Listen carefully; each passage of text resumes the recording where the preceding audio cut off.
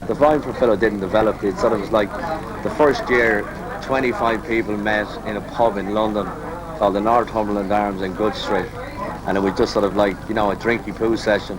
And I think we went and did a sort of a bit of recording on that Ode to a Black Man that we were working on at the time. And then the next year we were all back in Dublin. I'd moved back to Dublin, and I just sort of took the room, which is about the size of this room we're here now, upstairs in McGonigal's, and I rang up loads of people like Jim Fitzpatrick and Gus Curtis and Brian Downey, and we all came down, and we had acoustic music, poetry reading, and a few videos, and sort of a social get-together.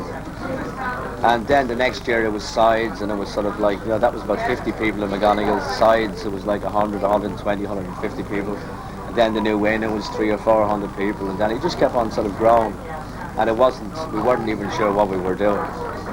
So, but more and more you met people who felt the same way.